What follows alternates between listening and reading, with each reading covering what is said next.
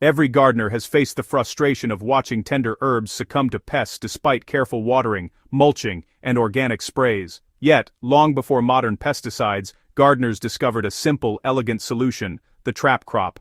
By strategically planting a highly attractive sacrificial plant outside the main garden, it is possible to divert insects, protect valuable herbs, and manage pests without chemicals. This ancient strategy works because insects are drawn to the plants they love most, leaving the rest of your garden untouched.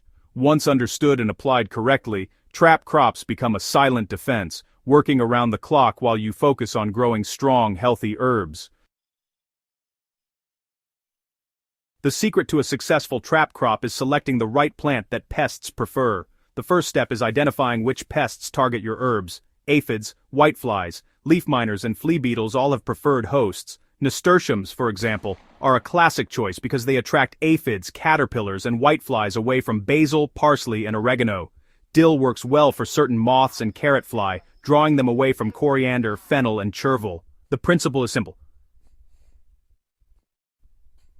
Sigh. Bartskan scrive. Sightstan sign seem more appealing than your main garden.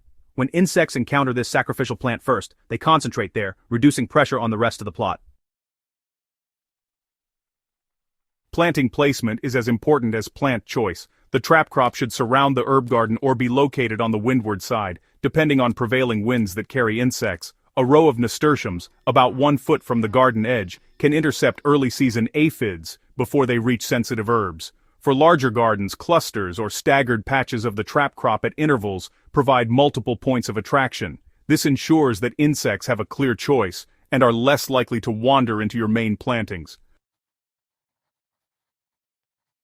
Timing the planting ensures maximum protection through the pest season. Trap crops must be established before the main herb garden is at risk. For annual herbs, sow the trap crop 2 to 3 weeks earlier than your primary plantings. This gives the sacrificial plant a head start in growth, making it more appealing and robust than seedlings that insects might otherwise attack. If you're using perennials, stagger sowing so that at any point in the season, there is a portion of the trap crop actively attracting pests. The key is always to present the insects with a strong, healthy option before your valuable herbs are vulnerable.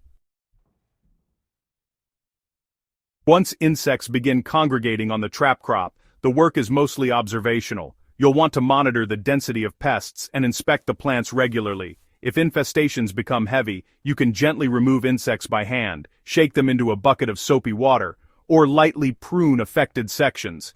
The trap crop does not need chemical sprays. Its purpose is to absorb and distract, not to kill pests through poison.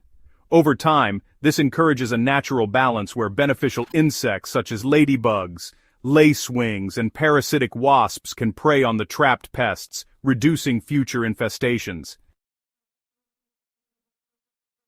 It's essential to prevent the trap crop from becoming a breeding ground that spreads pests back to the main garden. Rotate the trap crop each season or replace plants periodically to avoid the buildup of pests or diseases. For example, after 4 to 6 weeks of active trapping, you can remove mature nasturtiums and replace them with new seedlings, maintaining continuous protection while preventing overcrowding. Cuttings or biomass from the trap crop can be composted away from the herb garden to ensure pests are not recycled back into the beds. Another consideration is companion planting. Some herbs naturally repel pests, like basil deterring whiteflies and thyme discouraging cabbage moths. Planting these alongside your trap crop can really amplify protection, creating a layered defense system. The trap crop attracts the pests, while companion plants in the garden provide an additional deterrent, reducing the likelihood that insects migrate from the sacrificial plants to your herbs. The practical benefit of trap crops is a reduced need for intervention, and honestly, stronger herbs. In practice, a small herb garden can be protected with just a single border row of nasturtiums or dill. In larger gardens, you'll want to dedicate about 10 to 15% of planting space to trap crops, strategically placed around the perimeter or in patchwork sections. Monitor growth and pest activity weekly. Early signs of infestation should be addressed on the trap crop first, reducing risk to your main herbs. Over a single growing season, you'll notice stronger, healthier herbs with fewer damaged leaves, minimal pest damage, and a lot less stress from repeated treatments.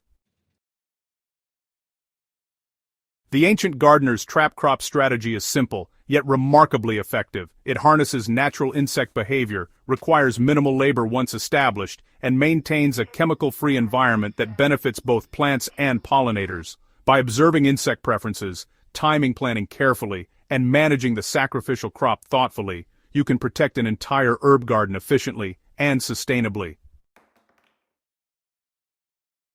If this guide inspires you to try a trap crop border around your herbs and reclaim your garden from pests, go ahead and subscribe to Gentle Herb Living and share this video with fellow gardeners. Protecting your herbs doesn't need chemicals or constant intervention.